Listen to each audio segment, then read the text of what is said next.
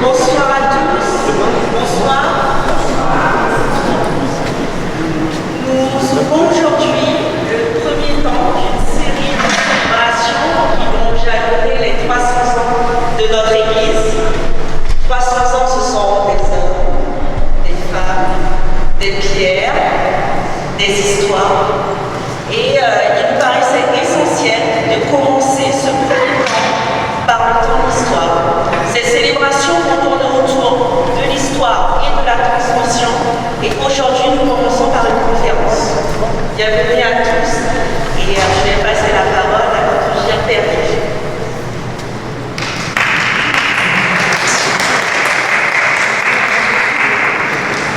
Axel ne s'est pas présenté, mais c'est une équipe qui porte cette année de célébration des 300 ans, et donc c'est elle qui coordonne cette équipe. Donc voilà.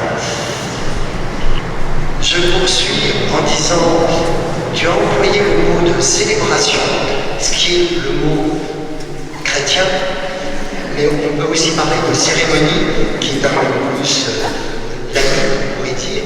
Et ça a ce double volet. Et la diversité des membres de ceux qui sont là manifeste bien cela. À savoir que depuis 1905, les églises sont devenues propriété municipale, communale, et que c'est dans ce cadre-là qu'il y a une collaboration qui, en plus, comme elle est heureuse, on ne peut que s'en réjouir. Mais aussi, je crois que ça nous rappelle de façon tout à fait intéressante pour nous, Église, que nous ne sommes pas à notre compte, mais que non seulement le bâtiment est un bien communal, mais en même temps aussi que nous sommes au service d'un vivre ensemble qui nous dépasse largement, mais dans lequel nous avons à prendre notre part, et nous essayons de le faire le mieux que nous pouvons. Je donne la parole pour quelques mots à Monsieur le maire, puisque c'est lui qui est le gérant de ce bâtiment, qui notamment, avec son équipe, a contribué à cette rénovation que nous avons beaucoup appréciée. Bien, merci. Merci à toutes et tous. Alors moi, je tiens d'abord à souligner effectivement tout le travail mené par la paroisse et par l'équipe d'animation de la paroisse, qui est extrêmement dynamique, qui fait plein de choses et qui a à cœur de faire vivre ce patrimoine, cette église et le culte qui est associé. Effectivement, la commune a eu à cœur de remettre un peu au bout du jour le patrimoine qui en avait bien besoin. Vous pouvez le constater, les vitraux, quand on rentre, on voit tout de suite la différence, on voit tout de suite l'éclairage au sein de l'église qui est beaucoup plus lumineuse. Et donc, on a vocation comme ça à essayer de non seulement l'entretenir, mais l'embellir et le magnifier. On est en plus sur une période qui le justifie d'autant plus, puisque ça a été très bien évoqué. Bravo pour cette belle présentation, puisqu'on fête quand même les 3 siècles de l'histoire de cette église. Alors si on est très précis, la construction architecturale en elle-même, c'est 1725, mais la consécration pleine de l'église, c'est 1726, donc on fête cette année les 300 ans de la consécration de l'église. Et ça rend d'autant plus légitime le fait d'agir pour lui rendre sa splendeur, voire même l'égayer encore davantage. Donc on est dans une séquence qui va égrener toute l'année pour ces 300 ans. Et écoutez, bravo, parce que les architectes de cette séquence sont en premier lieu la paroisse, comme je le disais, et évidemment accompagner des services de la commune pour en faire quelque chose de beau et permettre aussi aux frères et sœurs de se réapproprier leur patrimoine. On y est particulièrement attaché. Écoutez, on est très content d'ouvrir cette séquence et d'ouvrir par l'histoire, cette belle façon d'ouvrir cette porte sur ces 300 ans qui nous ont précédés. Je vous remercie et puis je souhaite à toutes et tous un bon échange, un bon débat et j'espère que vous apprendrez plein de choses sur notre belle église.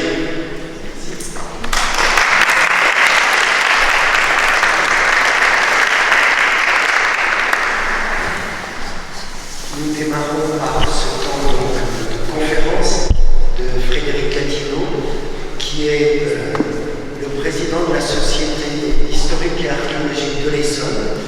Et si nous sommes là, je serais dire, c'est à cause puis lors du rencontre, m'a fait remarquer, tu sais que le Saint-Rédempteur, c'est 1725. Je n'avais pas été attentif à cela, donc voilà. Et puis en même temps, il est prêtre du diocèse, passionné d'histoire, passionné de la construction, et la construction d'une église, c'est vrai aussi pour d'autres bâtiments, c'est toujours relatif à la culture d'une époque et d'un temps. Et je pense que grâce à lui, on va pouvoir le découvrir davantage. Nous lui donnons la parole pour environ 3 quarts d'heure. Ensuite, il y aura des temps d'échange, de questions et tout.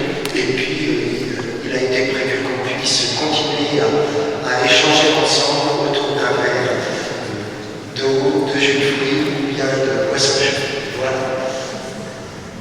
1, 2, montant. Donc, je suis très heureux d'être avec vous pour commencer ces festivités du tricentenaire, je ne crois rien. Yves m'a brièvement présenté, donc je m'appelle Frédéric Gavino, je suis né en Essonne, dans le sud d'Essonne. Professionnellement, si j'ose dire, en effet, je suis prêtre catholique, donc de ce diocèse depuis 1992, donc ça commence à dater un peu, ce qui fait que j'ai fait un peu le tour de tout le diocèse. J'ai d'ailleurs une petite histoire avec Fleury, bien avant que je sois prêtre, parce que un des curés que j'ai connus, moi je suis de la région de Metz, des Minimes, un petit village à côté, et un jour le curé de Metz a été nommé ici à Fleury, et on avait fait son déménagement. Et donc c'était dans les années 80, ouais, c'est bien longtemps. Et c'est avant que je rentre au séminaire, donc oui, c'était dans les années 80. L'église venait juste d'être, elle était à peine inaugurée, elle n'était pas encore inaugurée. Et c'était la question de son déménagement, et on avait abandonné, le père Boulanger était parti à Chalon, et pas très loin des temps. Et lui, la question ça a été de le loger, puisque le presbytère n'était plus logeable. Donc il a logé dans les immeubles. Donc j'ai connu Fleury comme ça, il nous avait fait visiter déjà les travaux, c'était intéressant. Voilà. Donc ça c'est ma plus vieille histoire. Après avec Fleury j'ai plus d'histoire parce que j'y continue d'y venir régulièrement, mais pas trop à la paroisse, mais bien sûr à la maison d'arrêt pour célébrer régulièrement, donner un coup de main à l'aumônerie. Alors, si vous voulez une preuve que l'Église a effectivement 300 ans, eh bien vous pouvez consulter cette jolie petite plaque argentée, c'est même du métal argenté. Et parce que là, il y a la commémoration de l'ouverture au culte, en effet. Mais alors, je n'ai pas trouvé de date exacte de la consécration, ça fait partie des mystères. Mais ça peut se compter, les mystères. Et donc, cette plaque, elle a la particularité d'être biface. Là a été exposée la face qui est rédigée en latin. Et si vous la retournez, elle est rédigée en français. Voilà. Donc, 1726, c'est bien écrit. Alors, maintenant, on va, si vous voulez, un peu remonter un petit peu dans le temps, parce que l'histoire de Fleury, c'est pas seulement 1725-26. La construction de cette église, c'est la suite, l'aboutissement d'un processus. Alors, qu'est-ce qu'on sait sur Fleury? Il faut toujours être très modeste. On sait ce qu'on a dans les sources, et les sources pour le Moyen-Âge, on en a, elles sont très abondantes, mais on n'a pas forcément celles qu'on veut. Alors, on va dire que la première fois, pour le moment de ce qu'on connaît des archives défouillées, la première mention de Fleury, ça remonte à la toute fin du XIe siècle, et ce sont des archives du prieuré de Longpont, endroit où je suis un petit peu, auquel je suis un peu attaché. Pourquoi? Parce que en 1086, il y a une charte qui précise les donations qui sont faites au prieuré de Longpont, une série de donations. Et entre autres, il y a un seigneur qui est fils du seigneur des temps, qui est de Fleury et qui donne la dîme de Bondoufle et de Fleury. Alors c'est important de voir ces deux communes, ces deux villes reliées à l'époque, parce que c'est l'ambiguïté de Fleury c'est que à la fois elle va très vite revendiquer, on voit bien dans les traces qu'elle est cure, c'est-à-dire qu'il y a un curé, c'est une vraie paroisse, et en même temps qu'elle est sous la dépendance de Bondoufle. Et Bondoufle est depuis l'origine une possession de Montbon. Voilà. Alors comme les archives de Montbon sont très très nombreuses, il y en a des cartons et des cartons des archives départementales à Chamaran, mais il y en a aussi au national, aux archives nationales, donc ça fait cumuler beaucoup de sources.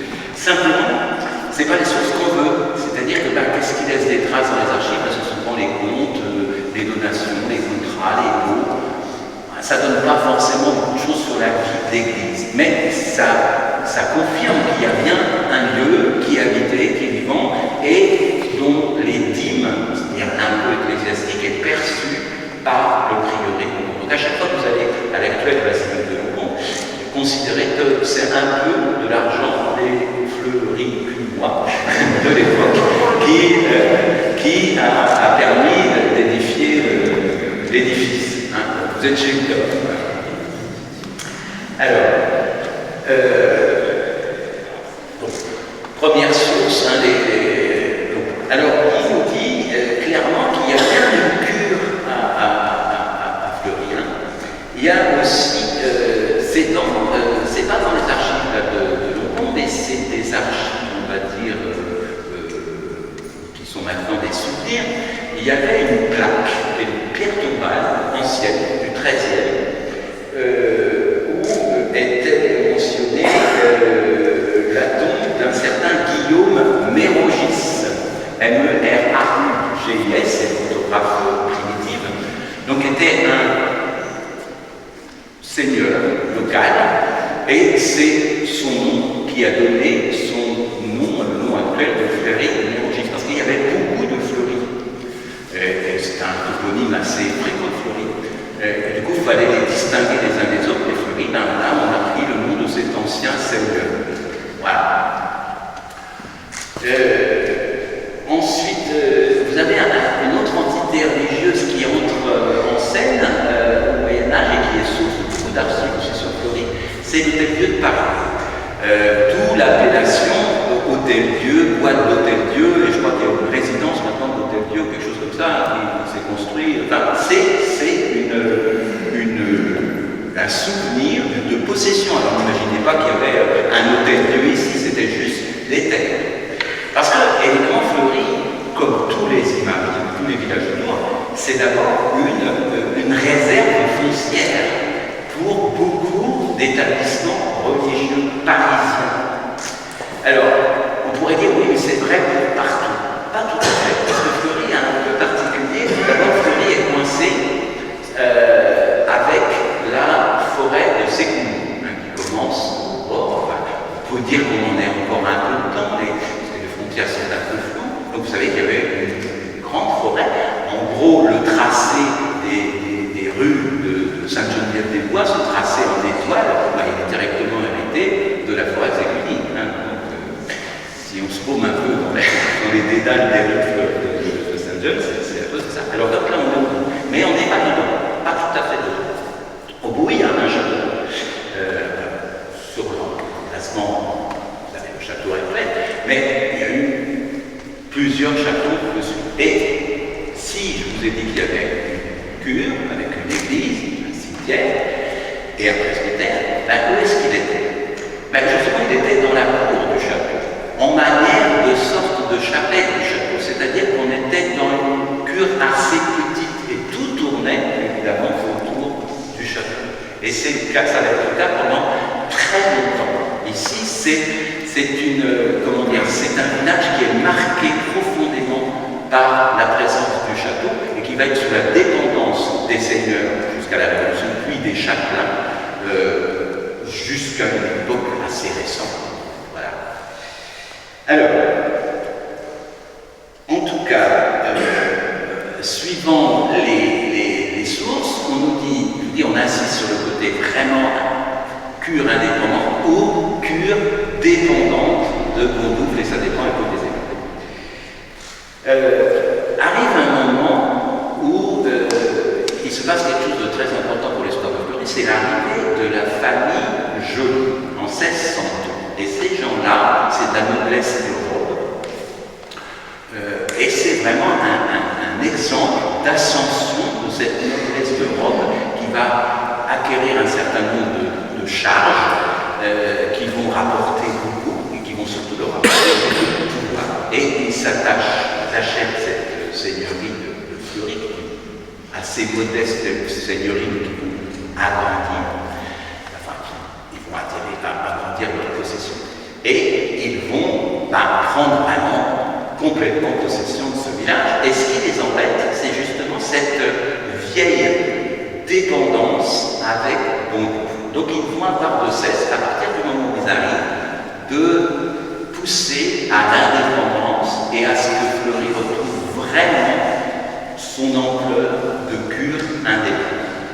Quelque part, c'est aussi une lutte, parce que ces vieilles dépendances au prieuré de Montpont, c'était bien au Moyen-Âge, mais au XVIIe, ça ne place plus trop ce truc-là.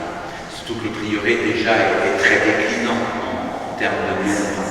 Donc, eux, ils sont déjà, je vais dire, pas tout à fait dans la rationalisation, mais on voit que ce sont des familles où il faut que l'argent circule, que ça marche, et pas seulement entretenir des vieilles institutions qui sont déjà décadentes. Donc c'était très important l'arrivée des Joly. C'est aussi important pour eux parce que les Joly vont prendre le nom de leur terre, de Fleury, mais en juste.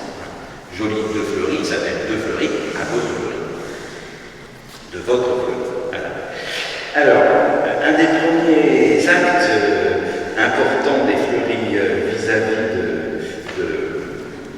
de l'indépendance de leur paroisse, c'est une affaire un peu compliquée qu'ils mènent auprès de l'officialité de Paris. Ils ont trouvé une faille parce qu'il y a eu un curé de Bondoufle qui était assez négligent aux alentours de 1615. Mais souvent les curés de Bondoufle ont été assez négligents pour desservir ou faire desservir leur cure. Parce qu'ils percevaient la dîme sur Fleury et sur Bondoufle, une partie de la dîme, puisque la plus grosse allait à Montpont, mais à charge pour ce qu'ils percevaient de faire desservir la cure. Parce qu'ils avaient un vicaire, en fait, qui était un quasi-curé, parce qu'il devait résider là. Et beaucoup de curés de Bondoufle sont négligents, parce que, évidemment, il faut payer. Et ils ne payent pas. Et donc, les prêtres ne restent pas longtemps. Et on a même le cas, c'est ça qui va faire un peu, à mon avis, c'est ça l'étincelle, un curé, un vicaire de Fleury, qui part du presbytère en emportant tout le mobilier. Le lit, les bouteilles de lit, le lit. Et donc, on accuse le curé de Bondoufle d'avoir été négligent. On ne s'en prend pas trop au vicaire, on s'en prend au curé, parce qu'il n'a pas fait le boulot de suivre, vous savez. Et ça remonte, et quelque part, on reproche cette dépendance. Donc, on voit bien ça en tête. Alors, vous avez ensuite, en 1757, toujours la famille Joly, alors c'est en l'occurrence la veuve, une des veuves des Joly, la veuve de Jean Joly, qui dénonce encore une fois la négligence du curé de Bondoufle, et la reine, il intime l'ordre au curé de Bondoufle de payer 100 livres pour faire desservir la cure de Fleury. 100 livres par le curé et 100 livres par le prieur. Ça fait 200 livres. C'est quand même assez petit, c'est assez maigre pour vivre à l'époque. En tout cas, on a du mal à trouver des servants. Surtout qu'ils n'ont pas tout à fait vraiment le titre de curé, donc ça ne marche pas comme ça. On voit aussi ce que j'ai trouvé dans les multiples sources d'archives que j'ai consultées, on voit la famille de Fleury commencer à aménager, réaménager, moderniser l'église précédente,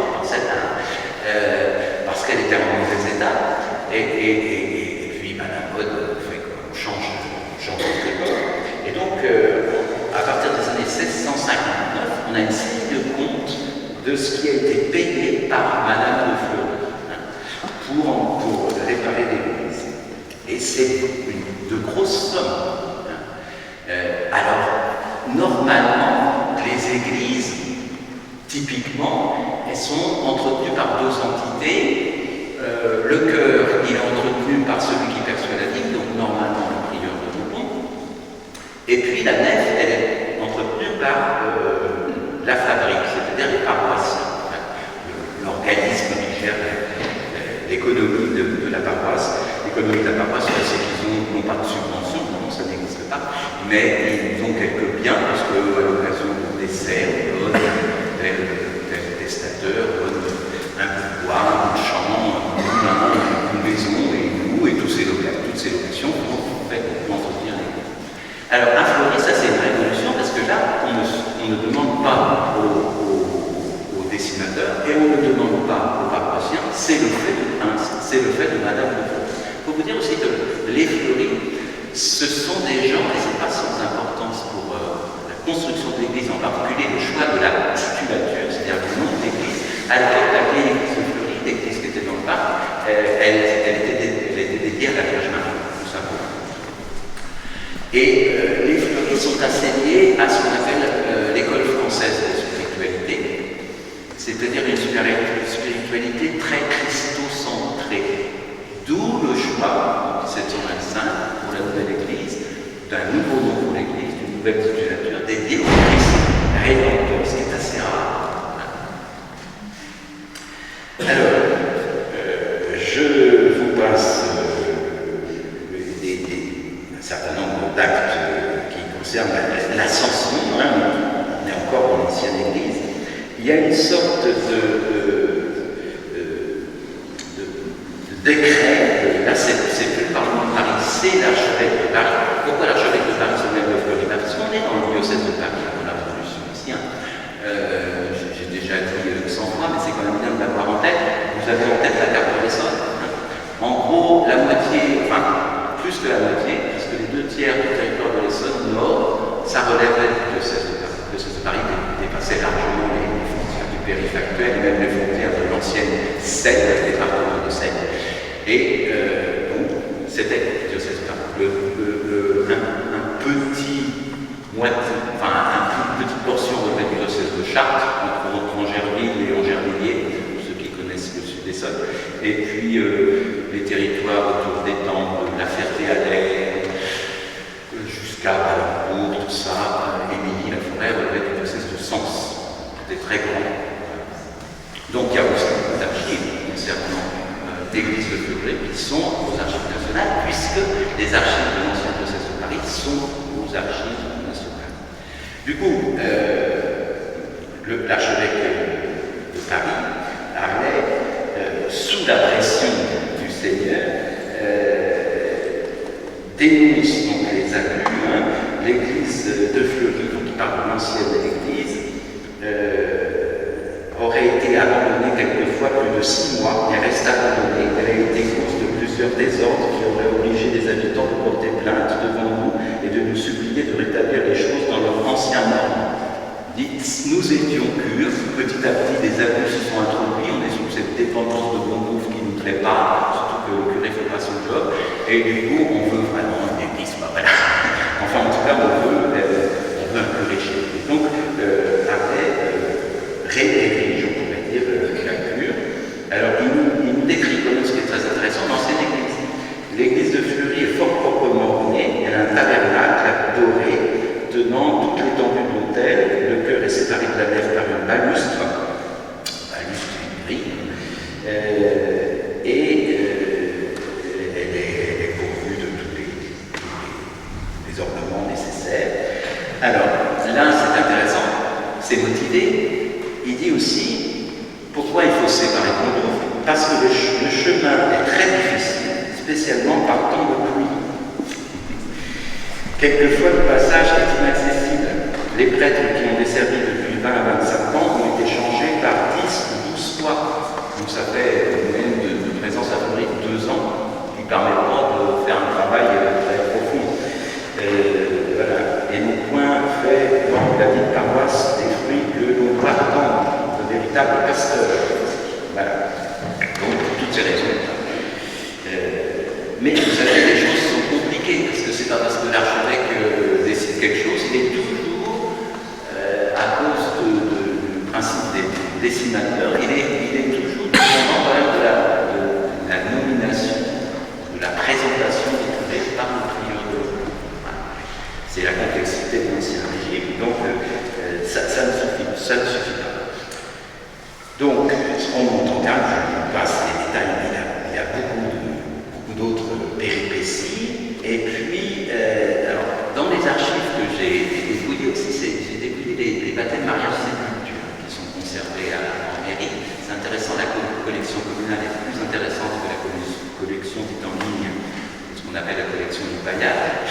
Et ce sont des pièces uniques. Hein. Et il y a beaucoup d'actes qui datent de l'ancienne église. Donc, on a aussi des détails, parce que quand on vous dit par exemple qu'un tel est enterré à côté de l'autel Saint-Éloi, vous savez qu'il y avait un autel Saint-Éloi. Et puis vous avez une quantité de détails sur les personnes, hein, bien sûr. Voilà.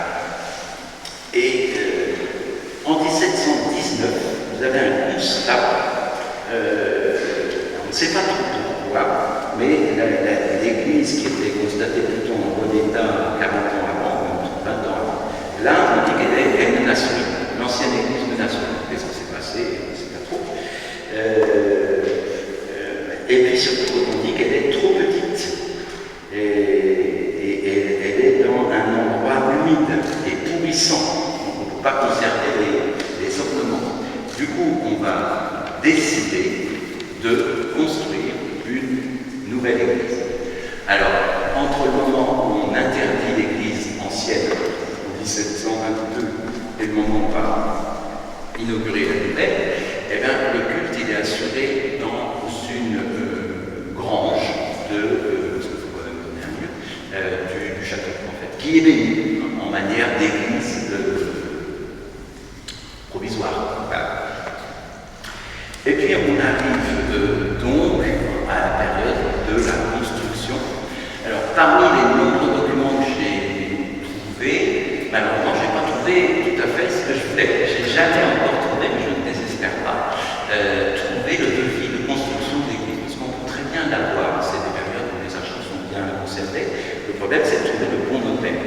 Alors, il n'est pas dans les notaires estonniens, parce que j'ai cherché pour cette période-là dans tous les notaires du coin. Ça peut être un notaire parisien, parce que les Jolies Fleuries étaient des personnages, donc vous avez leur notaire.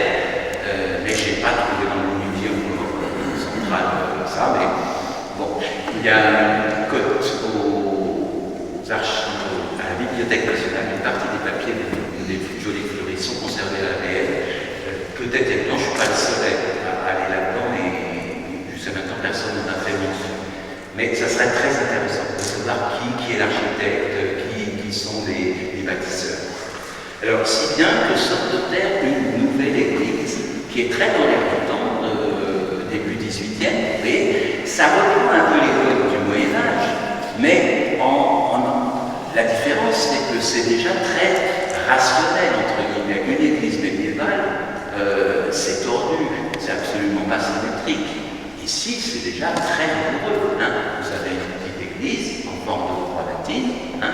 Il n'y a pas trop de place perdue à cause il n'y a pas de piliers, à cause des pans coupés, là, on maximise la visibilité. Et on a fait une abside un peu à la romane. Il ne faut pas parler d'art roman pour 1725 quand même. Mais on reprend les codes. Alors, même pour la construction du mur, ce qui est assez étonnant, c'est que vous voyez, on a mis des grandes fenêtres, ça c'est beau. Hein. Il ne faut pas dire que c'est des fenêtres romanes, c'est des fenêtres en arc de cercle avec un maximum d'ouverture, parce qu'au 17e et au 18e, fin 17e, les 18e ont fait des grandes fenêtres. Vous avez ce genre de grandes fenêtres dans le cœur de l'église des Granges-le-Roi qui a été reconstruit juste tout à fait à la fin du 17e. 1695. Donc c'est le style de l'époque. Mais là, l'avantage c'est qu'on a un édifice jailli d'un seul jet. Donc vous avez pas des réparations, mais un projet complètement agrandi. Alors là, les deux fenêtres qu'on a mis, et bien on a laissé la place, là ça n'existe plus aujourd'hui, mais à des boiseries, hein, des lambris. Parce que au 18e, dans les châteaux, dans les belles maisons, on met des lambris, donc il n'y a pas de raison. Dans l'église aussi, on met des lambris. Ça décore et ça isole de l'humidité. Ça cache un peu les misères. Donc, l'architecture est conçue pour les lambris. Est-ce que dans beaucoup d'églises de l'Essonne d'ailleurs, vous avez parfois des lambris jolis, anciens, mais qui sont plaqués sur des murs médiévaux? Et on n'hésite pas parfois à mettre des grands rétables qui cachent des baies d'axes magnifiquement romanes. Vous allez par exemple à la forêt de Roi, c'est incroyable, un magnifique cœur roman en abside. Une immense rétable au 18e. C'était tout la mode. Là, c'est différent, c'est vraiment conçu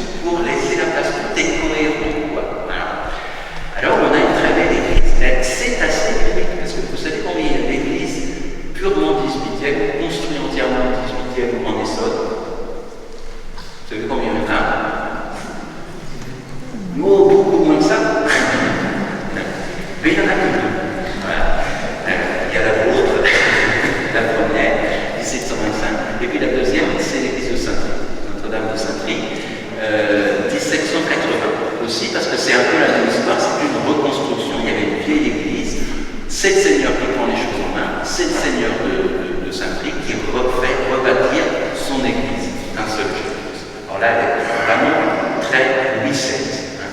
Mais c'est assez rare. Alors, il y a le cas d'églises en partie reconstruites, par exemple l'église de Draveil, mais il reste encore le clocher qui est ancien, et le clocher n'est pas 18e. Donc, considérez qu'il y en a deux qui soient. Il y a des églises aussi qui ont eu des grands bricolages 18e. Je pense à l'église d'Orsay, vous avez une façade 18e, et derrière l'église elle est médiévale. Ou l'église du Gorangis aussi, un mouvement sportif 18e. Voilà. C'est plaqué, derrière c'est des anciens. Ici, non, c'est parfait. Voilà. Alors, à l'occasion de cette construction, il y a beaucoup de littérature autour parce que ça étonne, comment dire, c'est nouveau aussi. La dernière église construite dans le coin d'un seul jet, c'est l'église de Plessis-Pathé. Plessis-Pathé, c'est une église 17e, hein, on voit bien. Pas oublier que Plessis-Pathé touche Fleury. Hein. Et du coup, on avait peut-être un peu cet exemple-là, mais là, on a le top du modèle. Aussi, vous voyez, en architecture, vous voyez, c'est assez très chouette d'avoir fait pénétrer les fenêtres sous les voûtes, parce que ça donne encore plus de lumière. Donc c'est vraiment une jolie prouesse. Alors, figurez-vous que cette construction d'église, elle a tellement épaté qu'elle a suscité un poème. Ce sont des quatrains, les pages et les pages. J'ai retrouvé, parce que c'est pas très connu cette histoire. Je vous dis le début. Il faudrait, vous voulez que je vous dise au début? Il faudrait une préface à l'histoire que voici. Mais il faut que l'on s'en passe pour on n'en veut point à Fleury. Pas de préface, modestie. On y voyait une église dont le comble tout pourri, de la pluie et de la bise, ne mettait plus à l'abri. La dame de ce village, plus qu'elle-même est dans Dieu, dit la charité engage à bâtir un autre lieu. Et vous en avez vu ça départ du poème sur la construction de l'église de Fleury, qui date de l'époque. C'est un poème manuscrit qui est dans des papiers de Joli Fleury. À ma connaissance, il n'a pas été édité, mais c'est assez chouette. Alors, je vous dis, jusqu'à maintenant, je n'ai pas trouvé la date exacte de la consécration. On dit l'abbé Leboeuf, quand il rédige son histoire du diocèse de Paris, il visite les églises dans les années 1740 et l'ouvrage est imprimé en 1757. Donc il les visite partout, toutes les paroisses de cet immense diocèse, et bien sûr à Fleury. Alors voilà ce qu'il dit sur Fleury. C'est assez simple. Hein. C'est un édifice très régulier et bien exaucé. Exaucé, ça veut dire qu'on est un petit peu sur une butte. Et un des problèmes, vous avez entendu, c'était l'humidité récurrente. Même problème d'ailleurs qui a causé la reconstruction de Saint-Try, parce que l'ancienne église de Saint-Try était carrément au bord de la Seine. L'événement était régulièrement. Bon, la Seine est là. Il y a le rue de Fleury qui déborde. Dédiée sous le vocable du Sauveur et d'une grandeur proportionnée au nombre des habitants. Ouais. Au reste, l'ancienne église n'avait que 39 pieds de long et 17 de large. Alors l'article sur Fleury est le plus important, mais là je vous dis juste ce qui concerne l'église. Alors,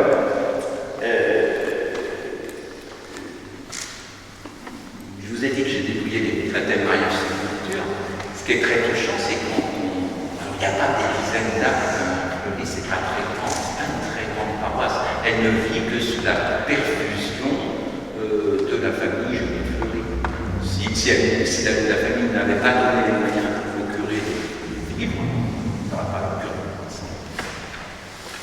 Et alors, en tout cas, ce qui est intéressant, c'est qu'on voit dans les actes, il y a des choses très touchantes, en particulier les décès.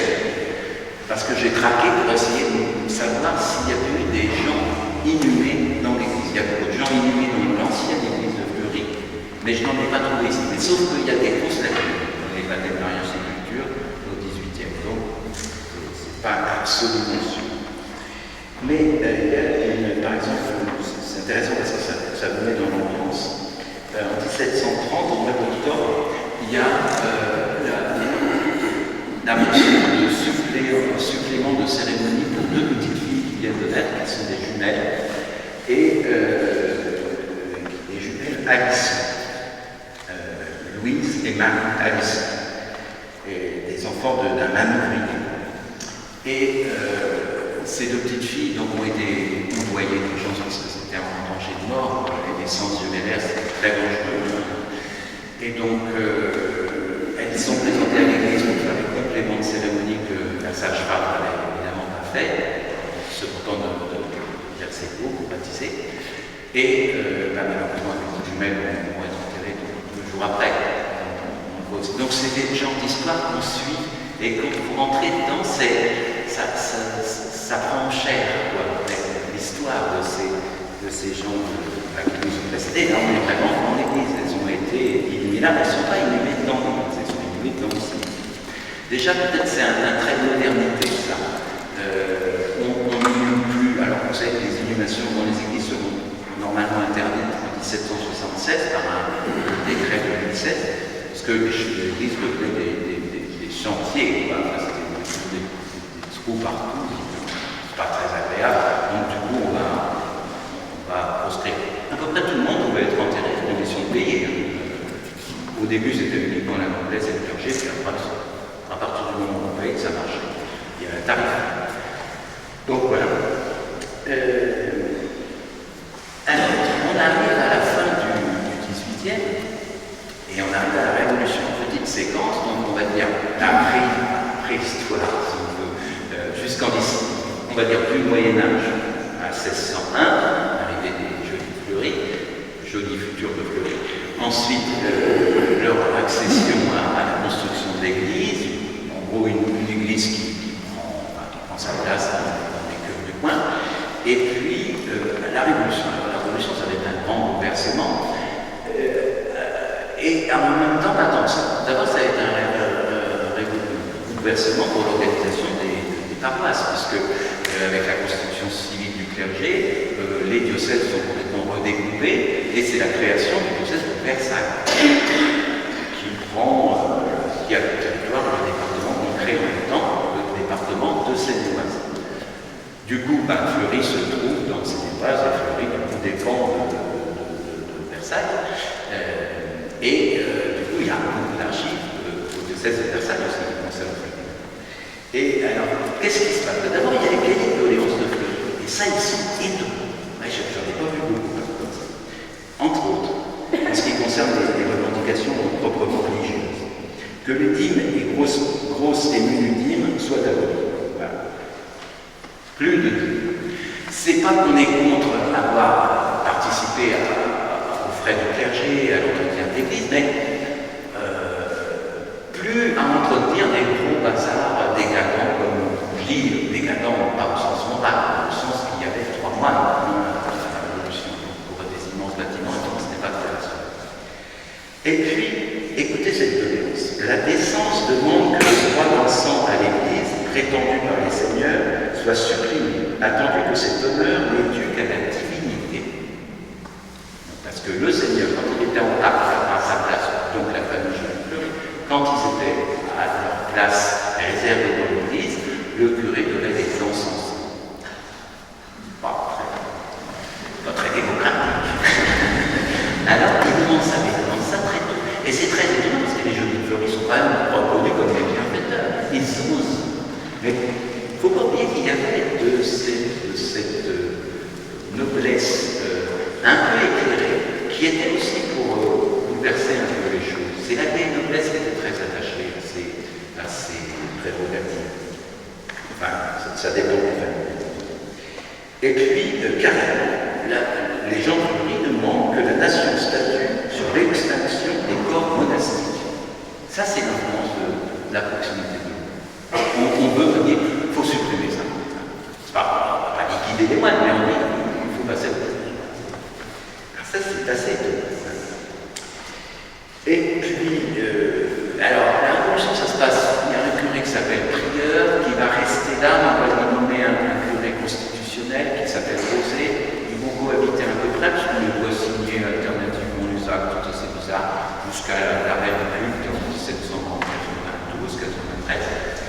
Mais ce qui est très étonnant, c'est qu'en 1793, qui c'est qui réclame la propriété de l'église, du cimetière, du presbytère? Eh bien, c'est le comte Joly de Fleury. On ne l'a pas inventé, il n'a pas du tout été inquiété, il n'a pas du tout été guillotiné, rien du tout.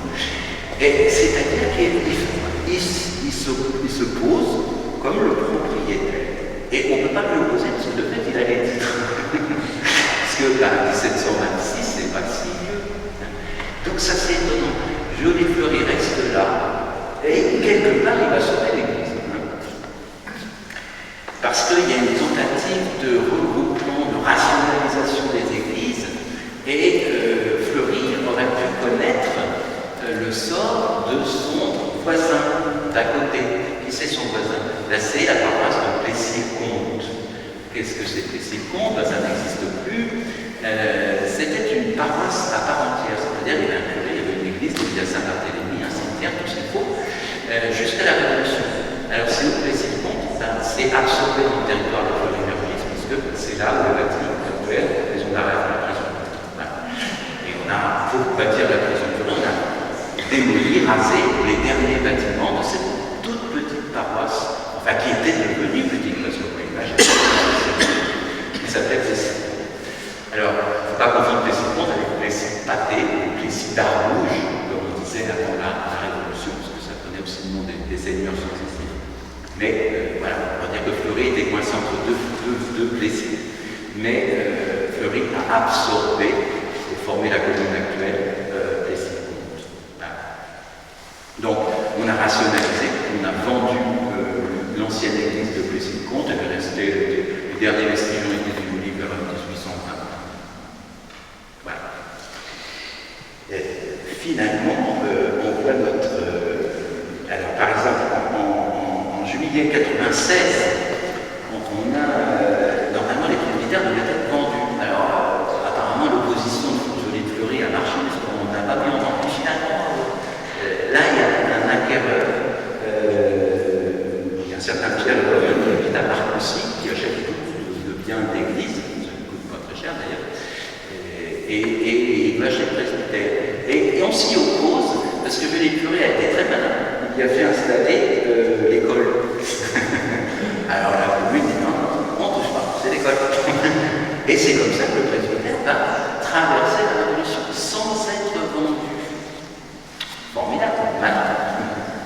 Ni l'église. Alors, la petite remarque, tout à l'heure, Yves, très grande estime, a dit l'église est devenue propriété communale en 1905. C'est pas tout à fait vrai, parce que l'église est considérée comme propriété communale dès la Révolution, pas seulement Fleury, toutes les églises. D'ailleurs, c'est pour ça que les communes passent leur temps, tout au long du 19e, dès la Révolution, en fait, à entretenir leur église. Et c'est pas coûté cher. Regardez les budgets communaux de toutes les municipalités du 19e, ils dépensent beaucoup d'argent pour leur église, parce que c'est leur propriété. Et dans la nomenclature des propriétés communales, il y a voilà. Donc c'est en fait, ça remonte à la Révolution. En 1905, il se passe autour des objets, de l'immobilier. L'immobilier est déjà considéré comme une propriété. Voilà. Donc, ça c'est une particularité pour Fleury. On garde son église, on garde son cimetière, si bien qu'à la reprise du culte, en 1809, le culte reprend en fait dès 1795, et c'est Joly de Fleury qui est là-bas pour demander la reprise du culte. Voilà. D'autres endroits, ça se fait par un groupe de paroissiens qui demandent. Non, là, c'est le fait de Joly de Fleury. C'est incroyable. Et alors, il y a la reprise officielle, après le concordat, vous savez que les papes de la Révolution parlent connu, la Constitution civile liturgique, des conflits à l'intérieur de la. Mais en 1803, en 1802, après le concordat, là, c'est reconnu par Rome, le nouveau diocèse de Versailles. Et donc, là, on va inverser les rôles. C'est Fleury, puisqu'elle a bien tenu son rang pendant la Révolution, qu'elle a gardé son église, son presbytère, son cimetière, c'est eux qui vont devenir les patrons. Et qui vont, les curés de Fleury, vont desservir plutôt mal que bien Bondoufle et même Bourgogne, qui est une toute petite paroisse. Donc, le beau rôle est à Fleury, parce que, évidemment, là où il y a un curé résident, c'est quand même mieux pour les gens. Voilà.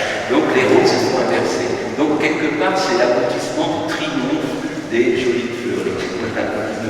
Triomphe parce que les jolies fleuries, ils vont rester là, ils vont être là, bien sûr, dans l'époque des personnes nommées, d'abord par l'empereur, puis après par des rois successifs de la Restauration. Donc, bien sûr, peu importe la couleur, on va chercher au plus riche, au plus influent, les jolies fleuries. Voilà. C'est eux qui après, chacun qui vont leur succéder, qui sont évidemment plus seigneurs, mais c'est une ville de notables. Il y a un notable, et puis des moines. Le deuxième notable, c'est le fermier, celui qui tient, qui exploite la ferme du château, juste à côté. Voilà. Alors les jolies fleuries, même quand ils meurent à Paris, ils se font enterrer ici, dans leur terre, dans des cimetières particuliers, ce qui est une bizarrerie, mais tout est possible quand on a de l'influence. Voilà.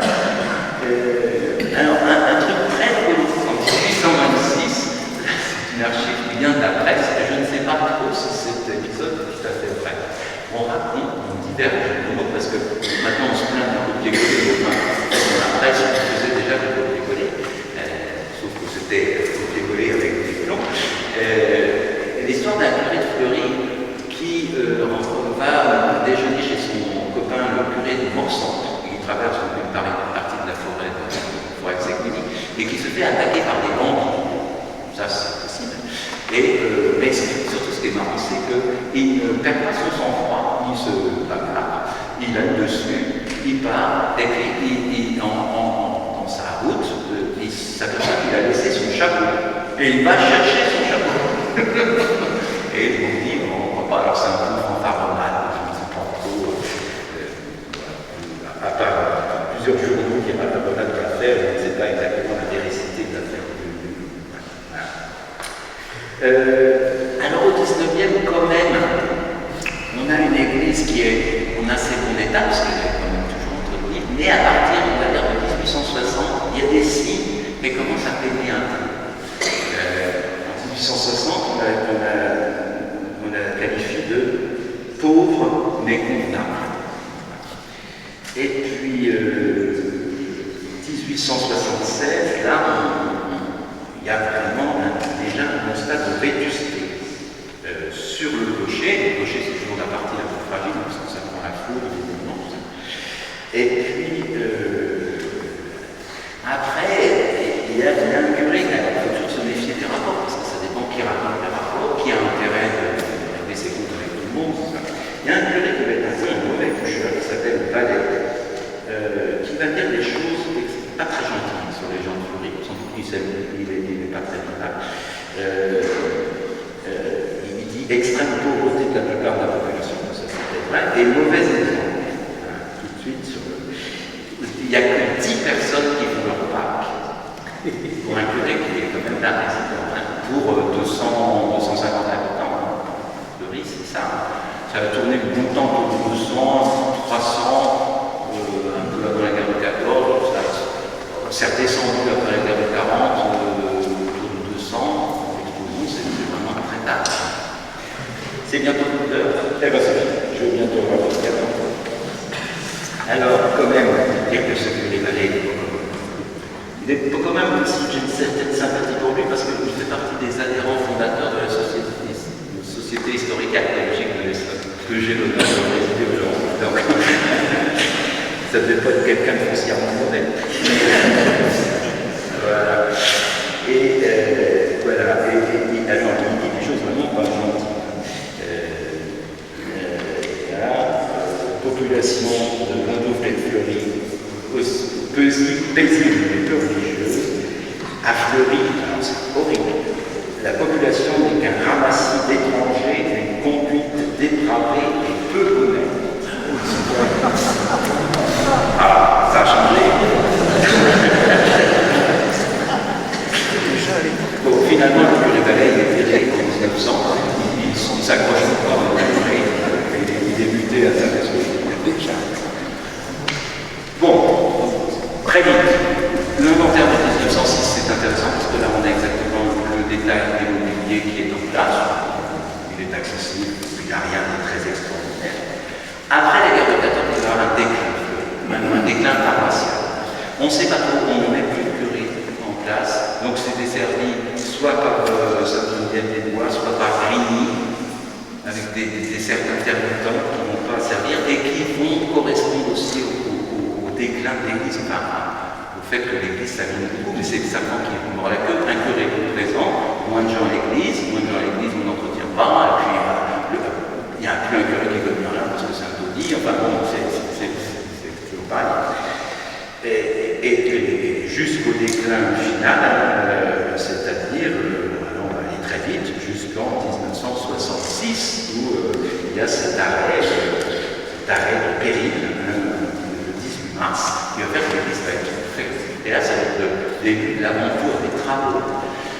J'ai trouvé d'abord un état des lieux extraordinaire qui est très négligé dès 1966 d'un architecte parisien qui s'appelle Manger, et Mont-Saint-Jean, qui fait des plans, tout ça, c'est assez génial.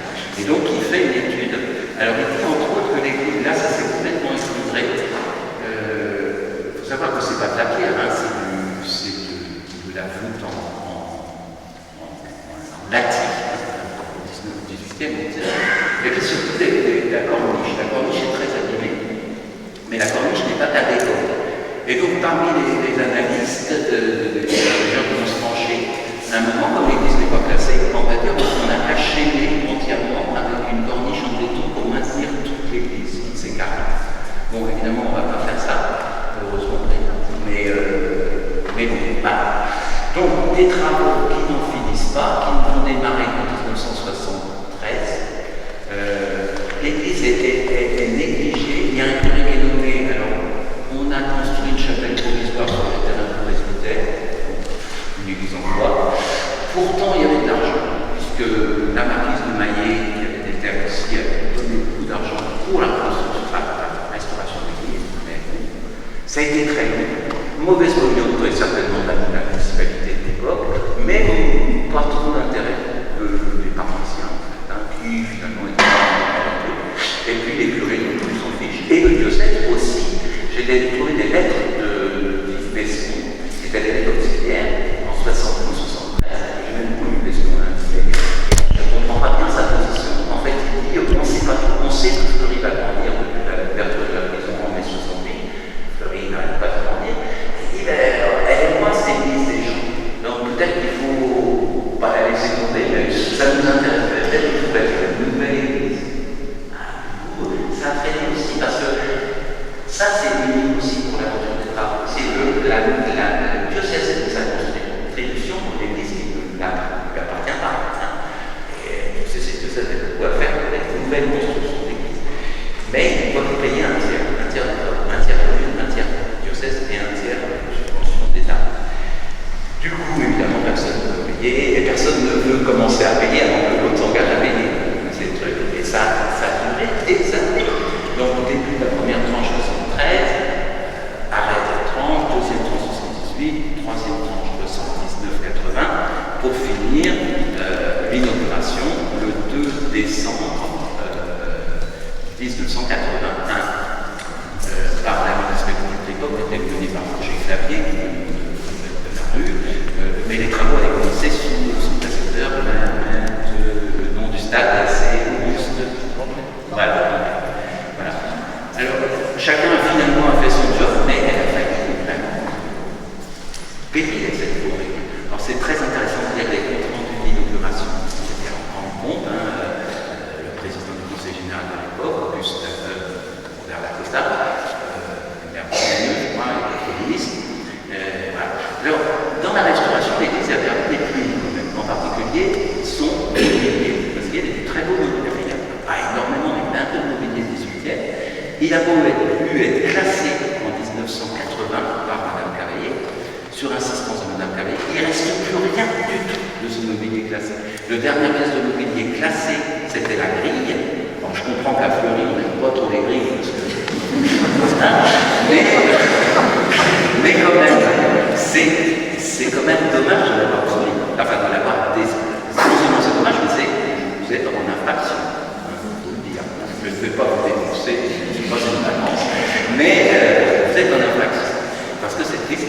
c'était une très belle grille qui était contemporaine de l'église, et les autres pièces, ce qui prouve bien que les procédures d'inscription du classement en fait ne servent pas grand-chose. Voilà. Moi je trouverais bien qu'on fasse un petit tour de vitraux. Hein? Pour profiter du ciel bleu. Allez, on commence par le fond. Parce qu'évidemment, la cerise sur le gâteau de la restauration de l'église, le percement d'abord de 2 baies qui avaient été comblés, et du coup, on a fait un programme complet de création de vitraux. On a fait ça à une artiste qui s'appelle Madeleine Nicolai, parce qu'elle est décédée. Et le maître verrier, c'est Bruxelles. Alors j'ai vu des esquisses. Moi, il y a un mystère, c'est qui a introduit Madame Nicolai pour faire ce projet qui est intéressant, hein, mais je n'arrive pas à savoir. Il n'y a pas qu'un donc je ne sais pas. On m'a dit, j'ai vu le téléphone hier René Davoine, je connais bien, il y a un copain, qui a l'histoire de Paris, il mettait la piste qu'elle était parente des pieds de Brie, ils auraient été introduits comme ça, je ne sais pas. Donc, elle apprend quelque chose de très classique et en même temps très moderne, voilà, parce que c'est un arbre de GC, donc la descendance du Christ, la descendance un peu mystique, avec GC, Moïse, alors Moïse est avance, c'est ça, et puis David, et puis le Christ, alors personnage à la danse, voilà. Donc c'est très beau, mais il faut bien voir l'originalité, c'est la création. Et ça, c'est unique parce que personne n'a fait ça. C'était la plus grosse restauration qu'on ait fait après une église classée, une église complètement restaurée. C'était 1978, l'église de Champion, qui avait été complètement restaurée avec un programme de vitrail extraordinaire qui sont connus de Nathalie Boudin, peut-être de s'inspirer. Et c'est pas à Champion. Donc là, c'est la création des êtres inanimés, on va dire. L'animé, ça sera pas. Il y a les plantes, il y a la séparation de la terre et de la mer, des eaux, des grands luminaires, les petits luminaires, la lune, le soleil, les étoiles, et puis la terre, avec les feux, hein, parce que c'est un peu un volcan. Mais je pense que c'était assez consensuel parce que c'était pas strictement religieux. Alors, j'ai vu des débats, est-ce que c'est bien de faire ça? Finalement, on a dit ça ne gêne pas, parce que de toute façon, on ne voit pas, ça ne gêne pas le flux. C'est pas très bon argument. Et puis, là, il y a les animés, les animaux, pardon, excusez-moi, les animaux d'un côté, et puis Adam et Ève qui sortent de la côte. C'est très poétique, ça. Voilà. C'est très, très beau. Et puis, au fond, donc, c'est pas, à mon avis, les meilleurs. Le Christ ressuscité, avec les soldats au pied, et puis Marie, l'Ascension avec les apôtres au pied. Ce qui est original, c'est les réseaux, hein, c'est à la limite, peu importe ce que ça représente, je trouve que très beau, c'est les réseaux en concentrique, là, c'est très très beau. Donc, particularité quand même, c'est cet ensemble cohérent, complet, intact, bien nettoyé grâce aux derniers travaux des vitraux. Voilà, on va s'arrêter là, parce que c'était un petit peu long. Je vous remercie beaucoup de votre attention. Merci.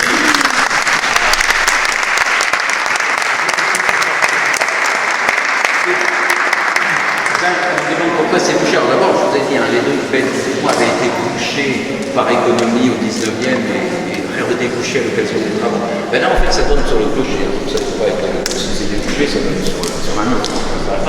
Je pense que par symétrie. Alors, est-ce qu'à l'origine, le clocher, il n'y avait pas le clocher c'était fait par le pas? Je ne sais pas. En fait, je ne sais rien. Je m'étonne aussi comme vous faites. Puisque vous avez été sage, je vous montre une petite pièce, une petite merveille que je vous ai apportée exprès parce que vous avez été gentil. Alors, je récupère pas mal de bouquins sur l'histoire d'Essonne et il y a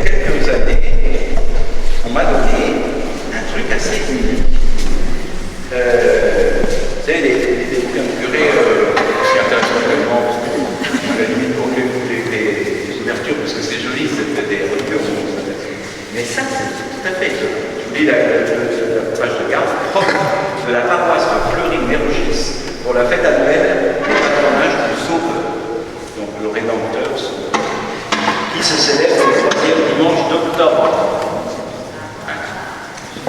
Extrait de propre Sauveur du diocèse de Paris par l'abbé, composé par David Sagan. Ce truc-là, il n'est même pas à la bibliothèque nationale. Je dirais à très peu d'exemplaires, c'est assez extraordinaire. Il est cité par quelques films, mais je suis assez content. Il est dans la bibliothèque maintenant du diocèse. Des rituels pour célébrer la fête du Saint-Sauveur, qu'on appelait le Saint-Réveil. Maintenant, on dit Saint-Réveil. Donc, il revient là et il va partir. Parce que si vous les maltraitez comme la fille, 1761, je crois. C'était une grande fuite ? Oui, 61.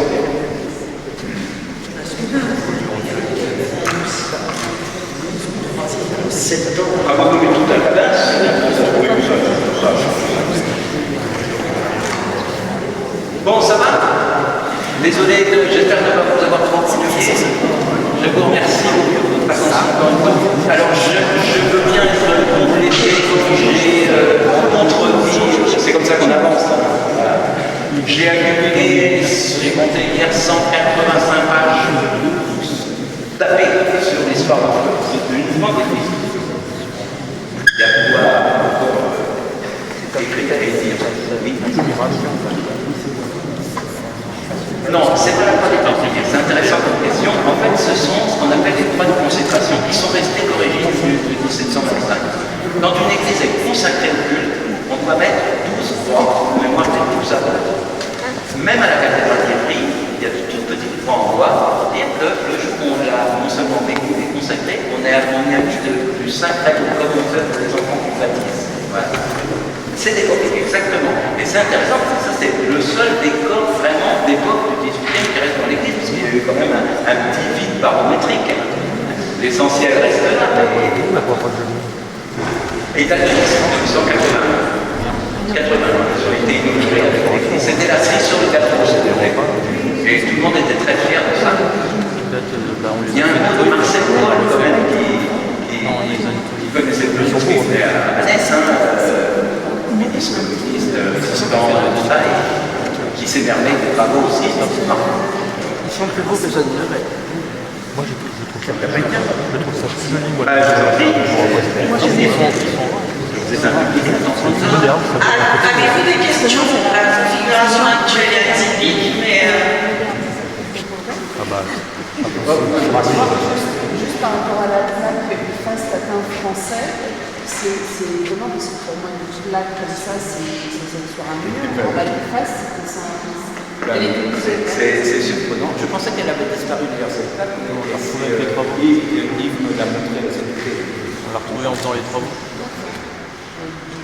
Mais on ne peut pas. En faisant les travaux, Sinon, c'est une sorte de mémorial. c'est marrant. Je suis comme vous, je suis assez. 300 ans, c'est pas mal. Autre question, est-ce qu'à l'origine c'était blanc ou c'était comme dans plein d'églises très colorées? Enfin, ce qu'on voit dans les travaux, enfin dans les photos qui ont précédé les grands travaux des années 70-80, début 80, en fait on voit des traces d'embris peints, bien sûr, parce qu'on n'aimait pas les trucs blancs, c'est des histoires récentes ça. Donc c'était coloré. Maintenant, est-ce que c'est pas peint quand même comme au Moyen-Âge? On a changé de mode, mais il y a personne. Des décors peints, des stucs. Encore une question, l'origine de l'église dans l'enceinte du château. Oui. Est-ce qu'il y a possibilité de la classer? Alors, ça serait bien, mais elle pourrait être classée. Oui, monsieur demande est-ce qu'on pourrait la classer. Le problème, à mon avis, elle mériterait, mais d'abord, elle était quand même pas mal transformée, et puis là, si les gens y viennent, d'abord, ils disent qu'ils méritent classé, il y a l'architecture, mais il y a aussi un peu de décor. Et comme il n'y a plus rien de décor originel, on a vu ça serait chaud. En plus, les vitraux, je ne suis pas sûr que ça les emballe tellement, parce que c'est pas très 18e. Et donc, il faut considérer qu'elle a été transformée. Mais finalement, l'architecture est toujours là. Ouais. classement, je n'ai pas trouvé dans... L'extérieur est quand même... Parce que c'est aussi beaucoup de contraintes. Vous savez, quand vous êtes classé, vous pouvez restaurer. Oui, parce que l'extérieur, il est d'origine. Oui, il est d'origine.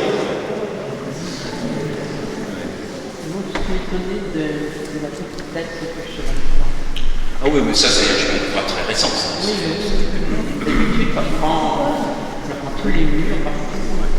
Oui, mais il n'y a pas de règle. Les chemins, c'est un truc récent. C'est un truc récent. Il y avait peu de chemins, je crois, qui se tiennent. Enfin, eux, ils font le petit truc. Un fragment. Oui, à zéro. Je me demande où sont les fragments. Comme il est zéro, ils bah, non, eux, ils font... Y a-t-il d'autres questions? Bon, allez, on va voir. On va commencer à Avant que tout le monde ne passe à la mission, deux petites informations. T'as des La prochaine étape des 300 ans. Ils font des discothèques. Donc la prochaine étape des 300 ans, ce sera le 14 mars, ici à 18h. Ce sera un concert gospel, donc organisé au sein de l'église. Mais vous aurez toutes les informations. Voilà, ce sera dans la feuille de secteur, les réseaux sociaux. Voilà, vous aurez toutes les informations par ce biais. Mais retenez cette date, le 14 mars à 18h. C'est bien réussi. Bravo la paroisse.